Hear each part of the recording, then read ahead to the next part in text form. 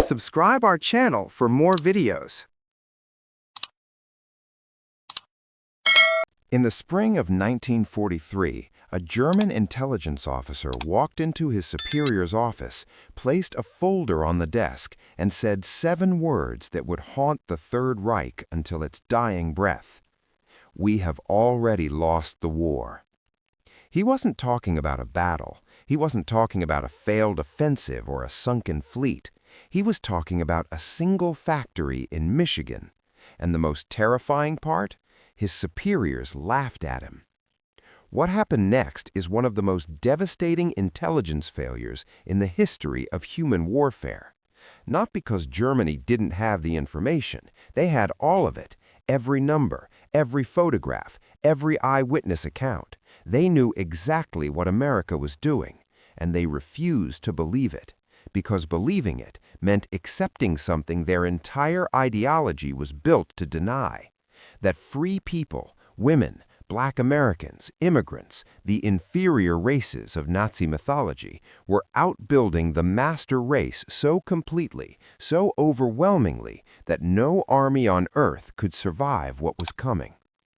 This is the story of Willow Run, the mile-long factory that built a bomber every 63 minutes, the industrial miracle that German spies documented in terrifying detail, and the catastrophic arrogance that stopped Nazi leadership from believing a single word of it.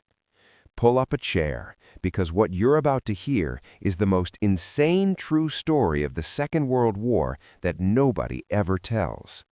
To understand why Willow Run broke German intelligence's mind completely, you have to understand what a B-24 Liberator actually was.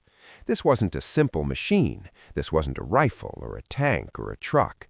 The B-24 Liberator was, at the time, the most mechanically complex object human beings had ever attempted to mass produce. 1.5 million individual parts, 450,000 rivets driven by hand into aluminum skin, 30,000 separate components that had to fit together with tolerances measured in thousandths of an inch, twin bomb bays capable of holding 8,000 pounds of high explosive, 4 massive Pratt & Whitney radial engines, each one generating 1,200 horsepower, each one a masterpiece of engineering in its own right, an 18-ton beast of aluminum and steel and rubber and wire that had to climb to 20,000 feet, fly hundreds of miles through flak and fighters, drop its bombs with precision, and bring its crew home alive.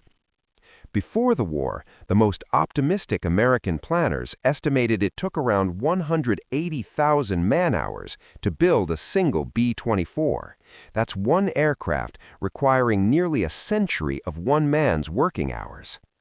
Consolidated Aircraft in San Diego was building them outdoors in the California sunshine, each one assembled by teams of skilled workers who moved around a stationary airframe, every aircraft slightly different from the one before it, the way a craftsman builds furniture. Beautiful work, painstaking work, impossibly slow work for a world at war. Then Henry Ford looked at it and said, "I can do better than that." Ford didn't just build a factory, he built a cathedral to American industrial philosophy. He broke the B-24 down into 60,000 separate operations. He designed an assembly line stretching 1.25 miles from end to end. He spent $200 million in 1942 dollars on tooling and equipment alone. 1,600 specialized machine tools, hundreds of them designed to perform a single specific operation and nothing else. The building that housed it all covered 3.5 million square feet, an area so vast that weather systems formed inside it. Workers reported clouds drifting near the ceiling on humid Michigan days. On particularly bad mornings, it actually rained inside the factory. Think about that. It literally rained inside the building where they were building bombers. Ford called the place Willow Run, named for the creek that ran through the farmland he'd bought from his friend and fellow Michigan legend, the soybean king himself. Construction began in 1941 with a ferocity that matched the urgency of the moment. 12,000 construction workers built the plant in a matter of months. They poured concrete around the clock. They welded steel frames through Michigan winters. They wired electrical systems that consumed more power monthly than most American cities of the era. And when the building was finally complete, and the machine tools were installed, and the production line was calibrated, and the workers were trained, something happened that the world had never seen before and is arguably never seen since. The greatest industrial machine in human history came online. 42,000 workers flooded through the gates every day in rotating shifts. The line never stopped. The lights never went off. The noise never ended. The roar of pneumatic riveters and hydraulic presses and electric motors running 24 hours a day, 6 days a week, in a symphony of production, so overwhelming it physically hurt to stand near it without ear protection. Sub-assemblies arrived from dozens of supplier plants across Michigan and Ohio. Wing sections rolled in from one direction, fuselage frames from another, tail assemblies from a third. They met at precise points along the moving line, joining together with the inevitability of rivers meeting the sea, and what emerged at the far end, rolling out into the Michigan daylight on its own landing gear, was a complete, fully equipped, combat-ready heavy bomber. Every single hour. In Berlin, in the spring of 1943, a man named Admiral Wilhelm Canaris held that reality in his hands in the form of intelligence reports and felt the future of the Third Reich crumble between his fingers like ash. Canaris was not a simple man. As the head of the Abwehr, German military intelligence, he occupied one of the most dangerous positions in the Nazi hierarchy, a man who knew too much, who saw too clearly, and who had to perform an impossible daily calculation. How much truth could he tell his masters before they killed him for it? He was already secretly a man playing both sides, a German patriot who had concluded that Hitler was destroying his country and had begun feeding information to the Allies through intermediaries in neutral countries. History would ultimately confirm that Canaris was one of the most complex figures of the entire war, a spy master who spied against the regime he served. But in the spring of 1943, his most urgent problem was simpler than espionage. His most urgent problem was mathematics. The folder that slammed onto his mahogany desk that March morning contained triple-verified intelligence from 17 independent sources: Mexican industrialists, Swedish engineers, Spanish diplomats, Argentine businessmen, intercepted Japanese military dispatches, American workers' letters smuggled through neutral countries. Every single one of them said the impossible thing. And as Canaris read through the reports, as the coffee soaked into the intelligence papers on his desk, he understood with absolute clarity what he was looking at. He was looking at the mathematical proof of Germany's defeat, already accomplished, already inevitable, already baked into the laws of physics and economics and time in ways that no army on earth could reverse what was coming. This is the story of Willow Run, the mile-long factory that built a bomber every 63 minutes, the industrial miracle that German spies documented in terrifying detail, and the catastrophic arrogance that stopped Nazi leadership from believing a single word of it. Pull up a chair, because what you're about to hear is the most insane true story of the Second World War that nobody ever tells. The first major thread in the intelligence tapestry had been woven months earlier in Mexico City, where an Abwehr agent named Georg Nikolaus ran one of Germany's most productive intelligence networks in the Western Hemisphere. Nikolaus was a professional, patient, methodical, invisible. He had cultivated a network of sources among American businessmen who traveled freely between the industrial heartland of the United States and Mexico's oil fields, men who spoke casually and freely about what they'd seen back home, unaware that their dinner conversations were being transcribed by German agents. On the 3rd of February 1943, An American oil executive named Harold Morrison attended a reception at the German-Mexican Commerce Association in Mexico City. He'd had several tequilas, he was in a good mood, and he began describing something he'd seen recently that had left him genuinely awestruck, a private tour of the Willow Run facility that Ford had arranged for potential investors and business partners. Seated across from him was a man he knew as Wolfgang Blau, an Argentine leather merchant, charming and well-traveled, who seemed fascinated by everything Morrison said.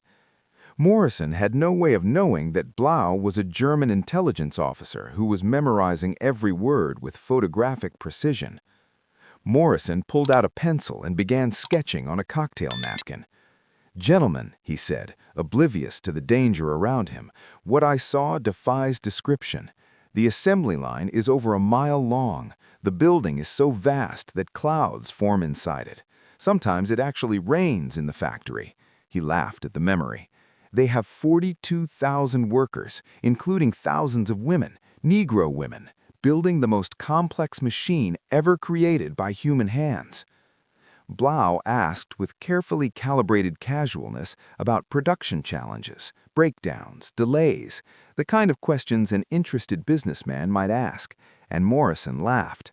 "That's what Consolidated Aircraft thought," Morrison said. "They mocked Ford. They said you can't build planes like cars, but Ford broke the bomber down into 60,000 separate operations.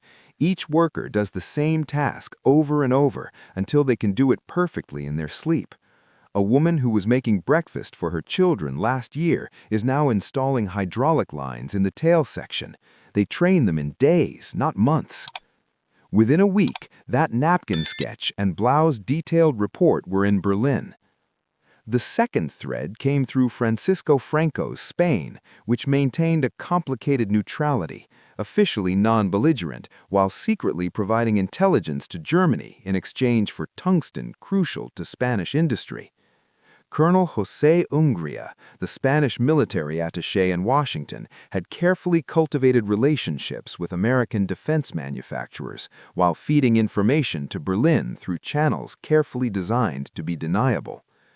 In March of 1943, Ungria attended a reception at the Argentine embassy in Washington, where he found himself in conversation with Charles Sorensen, Ford's production chief, the man who had personally designed the Willow Run assembly line. Sorensen believed he was speaking to a representative of a nation that might purchase American aircraft after the war. He was proud of what he'd built, genuinely, deeply proud, the pride of a craftsman who has done something no one else had ever done. And so he spoke freely. "When I visited Consolidated's plant in San Diego in 1940, Sorensen told Ungria, they were building B-24s outdoors in the sunshine, each one different from the last. 180,000 man-hours per aircraft." He shook his head.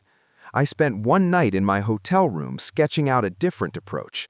We would build bombers like cars, not by having workers swarm over a stationary aircraft, but by moving the aircraft past stationary workers, each worker performing specific tasks repeatedly, achieving perfection through repetition." Ungria asked about the challenge of training so many workers for such complex work. "We built an apprentice school that trains 8,000 workers every week. Women comprise 40% of our workforce. They're actually better at detailed work, smaller hands for tight spaces, more patience for repetitive tasks. We have black workers operating sophisticated machinery. We have boys of 16 managing supply logistics. Democracy means utilizing every human resource available to you." He smiled. "And we have a great many resources." 2 weeks later, every word Sorensen spoke was in Berlin. The Swedish engineer Erik Lundberg visited Willow Run in March of 1943 on behalf of interests Canaris never fully identified, and filed a report that was eventually obtained by German intelligence through channels in Stockholm. Lundberg was a professional engineer with deep experience in European manufacturing. He had worked in German factories. He knew what industrial capacity looked like at the highest levels, and his report was written with the careful restraint of a man who understood that what he was describing might not be believed. The plant operates with an efficiency that defies European understanding, Lundberg wrote. They use 1,600 specialized machine tools, many designed for single operations, purpose-built at enormous expense for one specific task. The capital investment is staggering, perhaps $200 million for tooling alone. The workforce includes categories of workers who would not be found in European factories, yet they perform their tasks with remarkable skill. The production rate I observed, and I observed it personally for 3 days, is consistent with the reports I had previously dismissed as impossible. It is not impossible. I have seen it with my own eyes. And then the Japanese.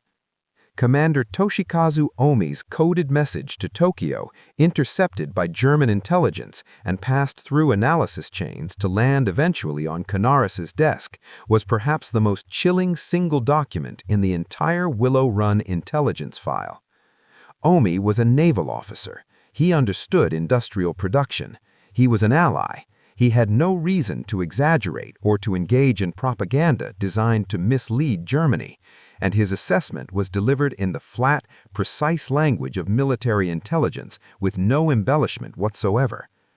This single factory, Omi wrote, produces more aircraft monthly than the entire Japanese aviation industry. Read that again. One factory, more planes than an entire nation's aircraft industry. By April of 1943, the Abwehr had assembled a file of confirmed intelligence from 17 independent sources, representing every neutral nation with access to American industrial information, covering every possible angle of verification. The conclusions were unanimous. Willow Run alone was producing 650 B-24 Liberators monthly at peak production. Total American B-24 production exceeded 1,400 aircraft per month. That was just one bomber type. The B-17 Flying Fortress was being produced at similar rates at plants in Seattle and elsewhere. Fighter aircraft were rolling off lines in numbers that exceeded Germany's entire air force several times over. Canaris read all of it. He understood all of it. And then he did something that reveals just how desperate he had become. He authorized Operation Pastorius, the insertion of German saboteurs into the United States via submarine, with secret orders to gather photographic and documentary intelligence on American aircraft production before conducting any sabotage operations. He needed physical proof, something he could put on a table in front of Goering and Hitler that could not be waved away as propaganda. The operation became famous for completely different reasons. George John Dash, leader of one of the two four-man saboteur teams, had lived in America for 20 years before returning to Germany in 1939. He was a man who knew America from the inside. He knew how Americans thought. He knew what Americans were capable of. And in the early morning hours of June 13, 1942, when his team waded ashore from U-202 at Amagansett, Long Island, carrying explosives and forged documents and 4 sets of civilian clothes, Dash was already a man in crisis. Within days of landing on American soil, tormented by what he knew was coming and what he'd seen of American life during his years there, Dash walked into an FBI field office and surrendered. He told them everything. His team, the weapons, the plan, the other team that had landed in Florida 4 days later. Everything. During his interrogation, FBI Special Agent Charles Landman asked Dash about the intelligence purpose behind the operation, and Dash revealed something that stopped Landman cold. Canaris himself told me, Dash said, that Berlin doesn't believe your production figures. They think Willow Run is propaganda. He wanted photographs, employee records, shipping manifests, physical proof that would force Goering to accept reality. Landman stared at him. They don't believe we're producing a bomber every hour? Dash laughed. It was a laugh without any humor in it. Agent Landman, I lived here for 20 years. I've seen your automobile factories. I watched the Rouge plant in Dearborn. I tried to explain to them that if Ford could produce a car every minute before the war, he could certainly produce a bomber every hour during it. They accused me of defeatism. They accused me of being corrupted by American propaganda. He shook his head slowly. The Germans who have never seen this country cannot imagine what it is capable of, and the Germans who have seen it cannot make the ones who haven't believe them. Meanwhile, the intelligence kept coming, and Canaris kept trying to make his masters believe it. On the 20th of April 1943, Hitler's 54th birthday, Canaris drove north of Berlin to Karrenhal, the ostentatious hunting estate that Hermann Göring had built for himself in the forests of Brandenburg. The Reich Marshal's home was a monument to excess. Hunting trophies covering every wall, stolen art in every corridor. A man who had once been Germany's most celebrated warrior, transformed by years of power and morphine addiction into something between a medieval baron and a circus act. He weighed over 280 pounds by this point in the war. He wore elaborate custom uniforms encrusted with decorations. He spent his days in Karrenhal, while his Luftwaffe bled to death in the skies over Germany. Canaris spread his intelligence across Göring's massive oak table like a man laying out a death sentence. Photographs, intercepted documents, reports from 17 sources, shipping manifests showing aluminum consumption at Willow Run that exceeded Germany's entire monthly aluminum production. The evidence was overwhelming, comprehensive, unambiguous. Herr Reichsmarschall, Canaris began, choosing his words with the care of a man walking across ice. We have confirmation from 17 independent sources. The Ford Willow Run plant is producing one B-24 Liberator every hour at peak production. This rate has been sustained consistently since January. Göring picked up one of the photographs. The assembly line stretched away into the distance, B-24s in every stage of completion, marching toward the camera in a line that disappeared into the industrial haze. He studied it, and then he set it down with contempt. "Canaris," he said, "do you take me for a fool?" He tapped the photograph. "These are wooden mock-ups, props for propaganda. The Americans want us to believe they can build aircraft like sausages. This Willow Run plant probably produces 50 bombers a month at most." He picked up his coffee. The meeting was clearly over in his mind before Canaris had made his second argument. Canaris laid another document on the table. The Pennsylvania Railroad shipping manifest. 16 million pounds of aluminum per month flowing into the Willow Run complex, more than Germany's entire monthly aluminum production, consumed by a single factory. Göring looked at it.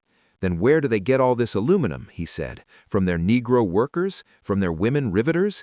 He set the document down. "Canaris, you've been deceived by American propaganda, or worse." The "or worse" hung in the air between them like a blade. Canaris drove back to Berlin knowing that the next conversation had to happen at the very top. He had run out of alternatives. The briefing at the Wolfslayer, Hitler's command bunker complex in East Prussia, was attended by Generals Judel and Keitel and by Joseph Goebbels. Hitler was bent over maps of the Eastern Front, where the Wehrmacht was preparing for Operation Citadel, the massive armored assault that would become the Battle of Kursk. He barely looked up when Canaris was shown in. Canaris knew he was gambling with his life. Canaris knew delivering intelligence Hitler didn't want to hear was one of the most dangerous things a German officer could do by 1943. He had watched colleagues disappear for lesser offenses. He had attended enough of Hitler's table conversations to understand that the Führer's certainty about his own strategic genius had calcified into something beyond argument. But he laid the intelligence out anyway, because he was a professional, because it was his job, because some part of him still believed that mathematics could penetrate ideology if presented clearly enough. "Mein Führer," Canaris said, "if the Americans are producing 1,400 B-24s monthly, plus equal numbers of B-17s, plus their fighter aircraft, plus British production, the aerial bombardment of the Reich will soon exceed our defensive capabilities.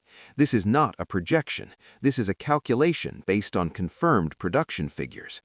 Hitler's response came quickly and with complete certainty.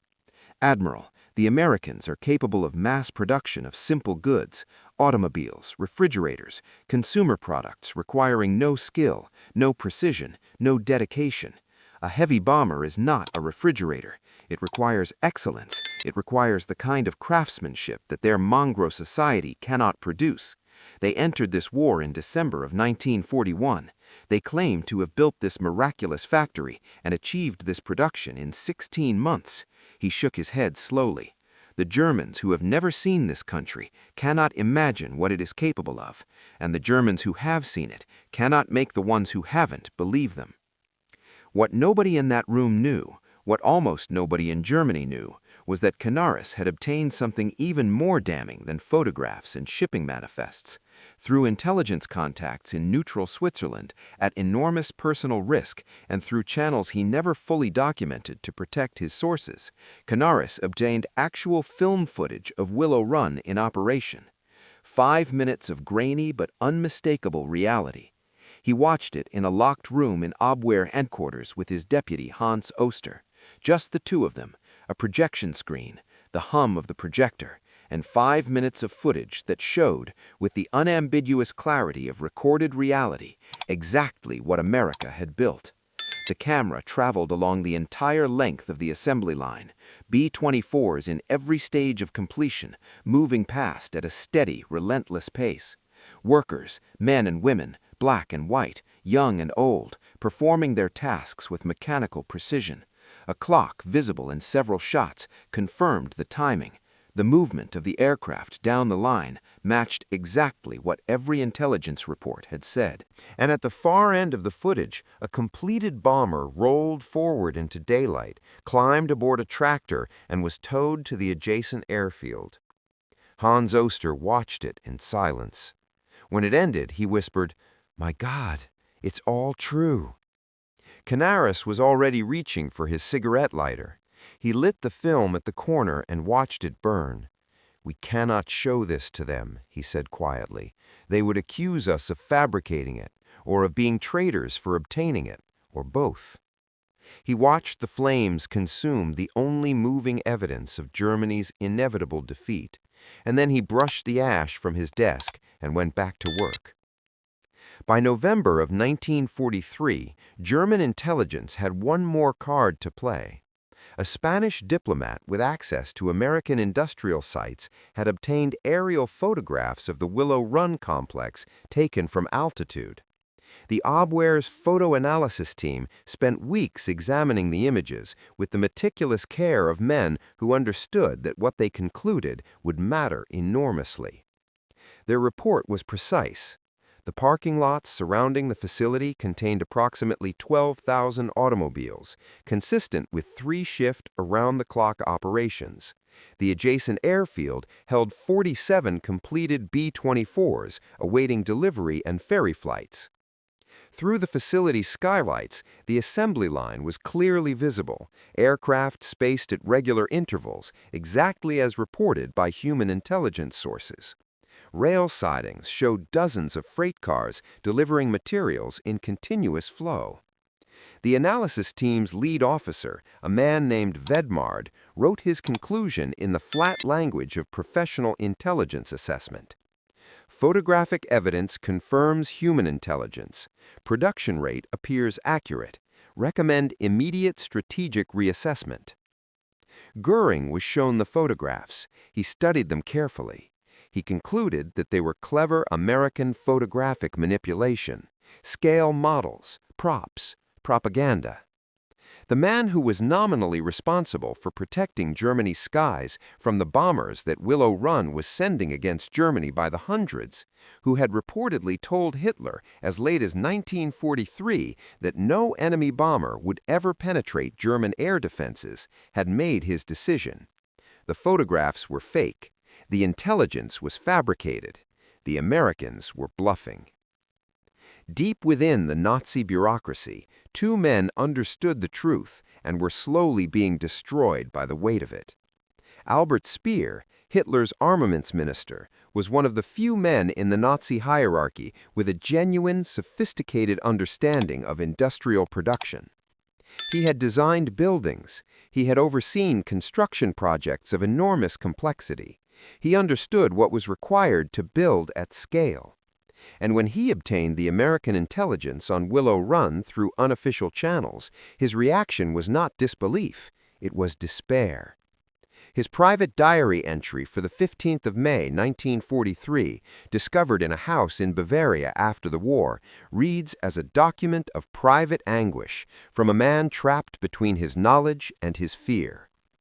"If the Willow Run figures are even half accurate," he wrote, "we face not defeat, but annihilation. They produce more aircraft in a month than we do in a year. But I cannot speak this truth. To do so would be my death warrant. So I will write it here, in these pages that no one will read until this is over, and I will go back to work tomorrow and pretend I don't know what I know." Dr. Otto Ohlendorf, head of the SD's Domestic Intelligence Section and a trained economist, conducted his own analysis of American economic data available through neutral countries. He presented his findings to Himmler in December of 1943 in a report whose conclusions were so stark they should have stopped the war in its tracks. The Ford Motor Company's peacetime production in 1941 was 1.1 million vehicles. They have converted this capacity to bomber production. At current rates, by June 1944, the Americans will have produced enough B-24s alone to drop our entire 1940 London bombing tonnage on German targets every single day. Every single day. The entirety of the Blitz. Every bomb dropped on London in that terrible autumn of 1940.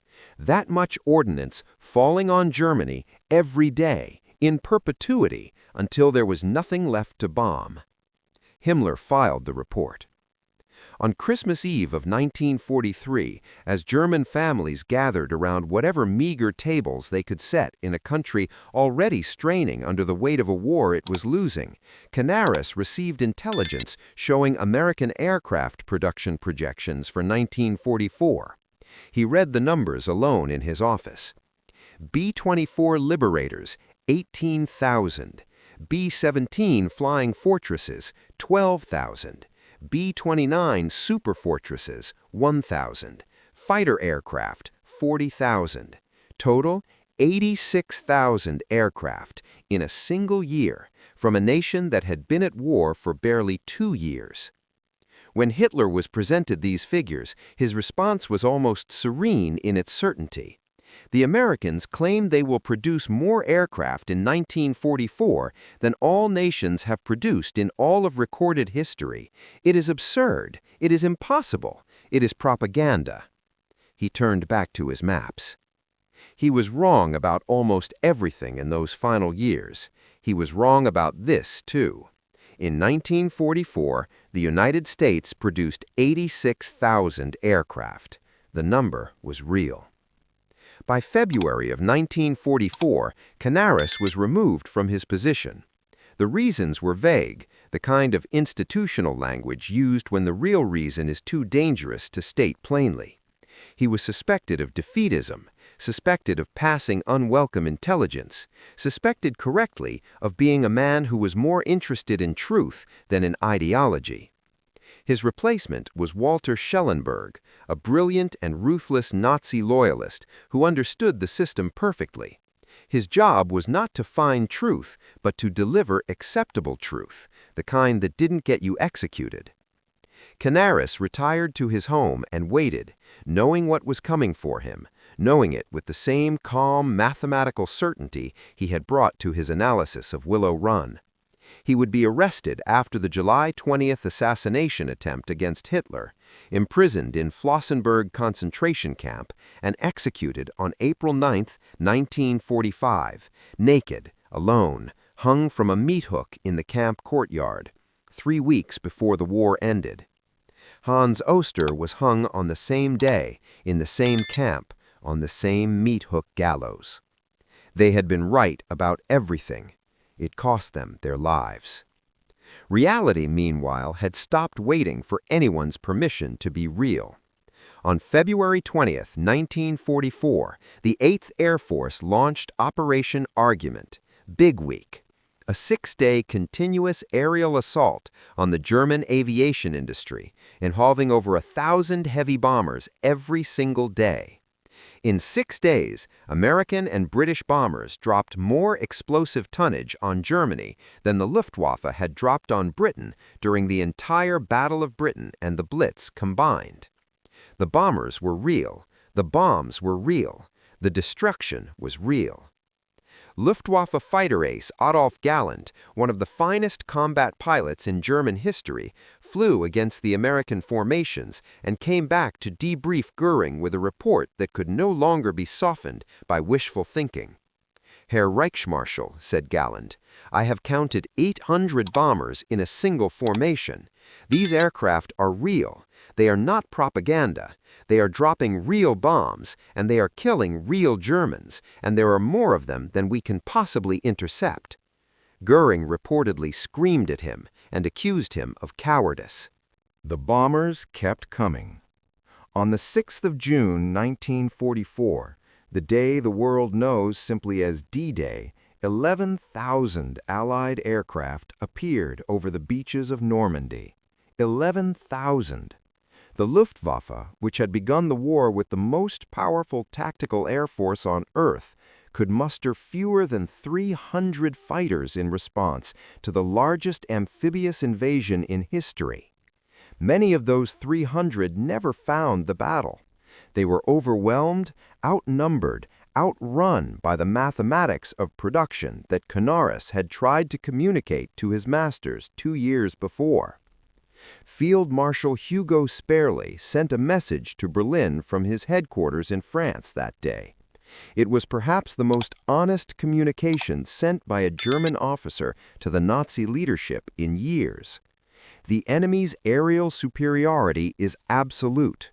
Our intelligence was not wrong. We were not deceived by the Americans. We deceived ourselves." Back in Michigan, Willow Run was hitting its stride. In April of 1944, the plant achieved the production rate that had seemed impossible when Morrison sketched it on a cocktail napkin in Mexico City 15 months earlier. In that single month, Willow Run employees working 2 9-hour shifts 6 days a week produced 453 B-24 Liberator heavy bombers in 468 hours. One complete bomber from the final rivet to the tow to the airfield every 63 minutes. And look at who was building them. 42,331 workers total.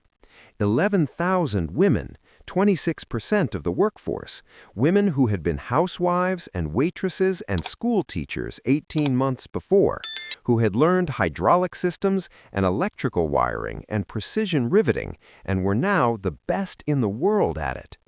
3,800 African Americans, 9% of the workforce, people who Nazi racial ideology designated as subhuman, who were operating sophisticated machinery with skill that the master races factories could not match.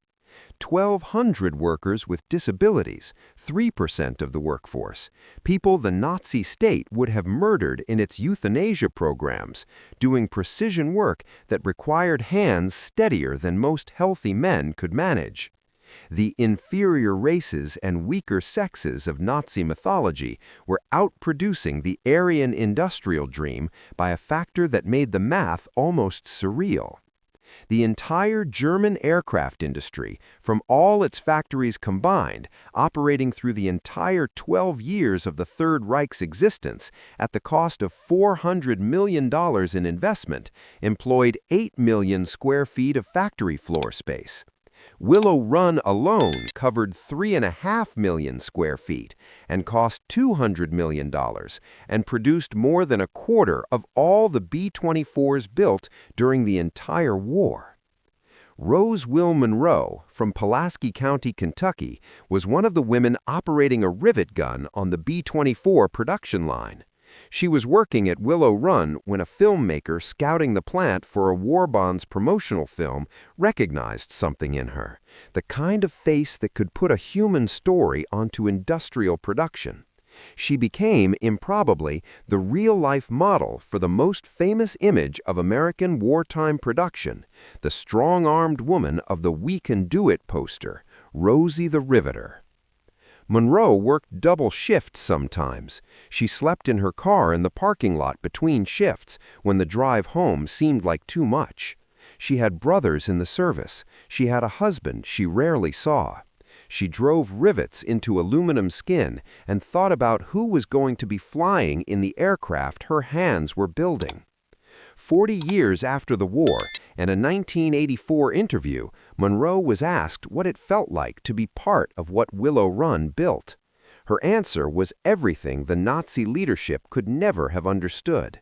"We knew we were building something important," she said. "Every rivet we drove was going to help end the war. We worked double shifts sometimes, sleeping in the parking lot. We had brothers, husbands, sweethearts flying these planes. We just went to work and did our job. Nothing fancy, just punch in, build bombers, punch out. Nothing fancy, just free people doing their best. And it was enough to destroy the most militaristic state the modern world had ever produced."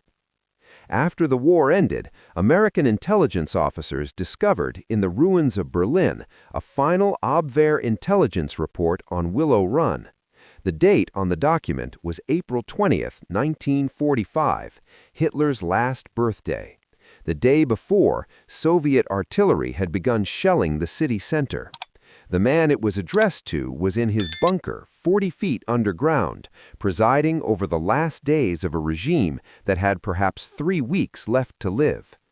The report was never delivered. It was found in a filing cabinet sealed, never opened in what had been the Abwehr's administrative offices before the bombs fell. It said, in part, "Willow Run production confirmed. We reported this truth 2 years ago. We were not believed. Germany dies not from lack of intelligence. Germany dies from lack of wisdom to believe intelligence that contradicts what we wish to be true. Let future generations learn, reality does not bend to ideology. Mathematics does not yield to mythology. Truth ignored becomes tragedy." The officer who wrote it signed his name.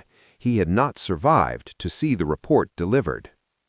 By the time the war ended and the accountants of history began their final tallies, the full scope of what Willow Run had accomplished was staggering even to the people who had built it. The plant produced 8,685 B-24 Liberators between 1942 and 1945. The cost per aircraft dropped from $238,000 to $137,000 as the production line achieved its full rhythm, a testament to what happens when industrial process is refined by repetition and learning. The total American B-24 production figure across all manufacturers was 18,188 aircraft. The total American aircraft production for the entire war, all types, all manufacturers, was 337,700 aircraft. Germany, with its vaunted industrial base and its supposedly superior racial characteristics and its 12 years of military preparation, produced 94,700 aircraft over the same period. The United States produced 3.5 times more aircraft than Germany, while simultaneously fighting a two-ocean war across literally the opposite sides of the Earth. The numbers are not subtle. They never were. At the dedication of the Yankee Air Museum at Willow Run in 1985, 2 old people met each other for the first time. Rose Will Monroe, then in her 60s, Rosie the Riveter herself, the woman who had driven rivets into B-24 fuselages in rotating 12-hour shifts, and Hans Rudel, a former Luftwaffe pilot who had flown more combat missions than any German aviator in the war, who had seen those B-24s coming over German cities in formations so large they darkened the sky. Rudel looked at Monroe and asked the question that had haunted German intelligence for 3 years. How did you build so many so fast? Monroe looked at him for a moment and then said, "Honey, we just went to work every day and did our job. Nothing fancy. Just punch in, build bombers, punch out. Democracy isn't complicated. It's just free people doing their best. Riddell was quiet for a while. Then he said, "We were told democracy made you weak, that your diversity made you inefficient. We were told these things by men who needed us to believe them. They were lies, and those lies killed millions, including, eventually, almost everyone who told them." Canaris, executed April 9, 1945. Oster, executed April 9, 1945. Alexis von Rohn, who had tried to report the truth and been accused of defeatism, executed October 1944. Goering, convicted at Nuremberg, cheated the hangman with a cyanide capsule. Hitler, dead in his bunker by his own hand, April 30, 1945, with American bombers built partly at Willow Run, forming the permanent soundtrack of Berlin's death. The historians who studied the German intelligence failure afterward did not find a failure of information gathering. They found something far more disturbing and far more instructive. Walter Schellenberg testified at Nuremberg, "We knew the truth about American production by early 1943. Every professional intelligence officer understood that the numbers were accurate. But to report this truth was to risk execution for defeatism." Hans Bernd Gisevius wrote in his post-war memoirs, "The tragedy was not that we lacked intelligence about American production. We were drowning in it. The tragedy was that our leadership refused to believe it because it contradicted their racial ideology." Albert Speer, interrogated by American intelligence officers after his capture, was asked the question directly, why didn't Germany believe the intelligence about Willow Run? He thought for a moment. He had spent years thinking about versions of this question. Then he answered with the precision of a man who had spent the war trapped between what he knew and what he was allowed to say. To accept that Ford could produce a bomber every hour, Speer said, was to accept that our entire world view was wrong, that democracy wasn't weak but strong, that racial diversity didn't create inefficiency but capability, that women could do men's work and do it better. It would mean accepting that we had started a war we could never win, that we had built a civilization on lies that the world would eventually correct with fire. He paused. Who would tell Hitler that?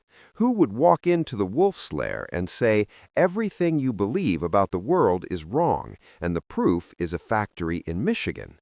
He shook his head slowly. Better to believe the intelligence was false.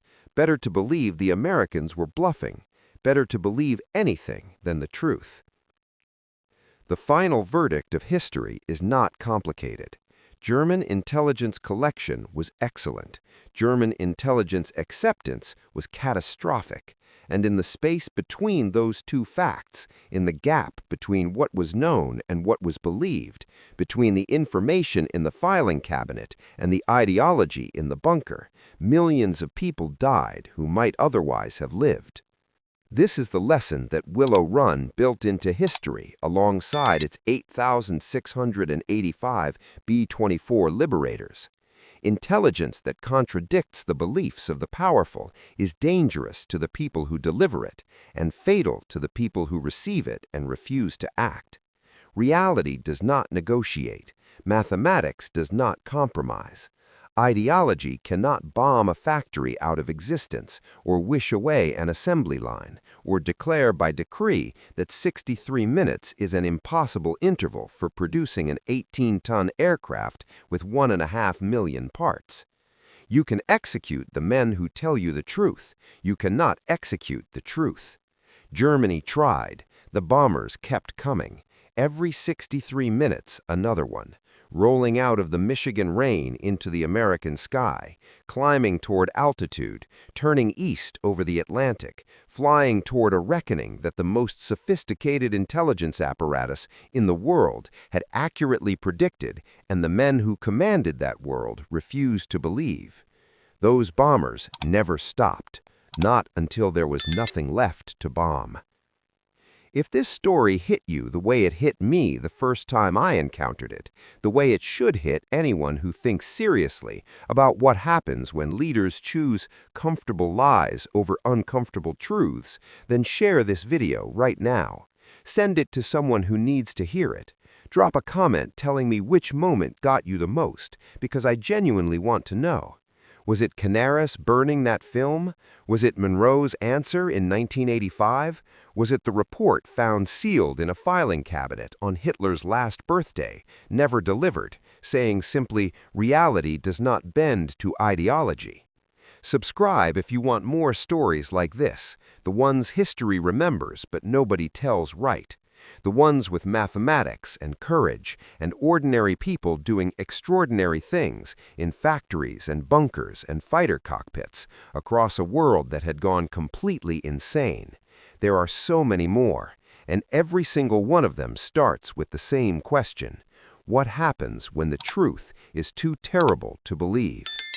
The answer at Willow Run was one bomber every 63 minutes.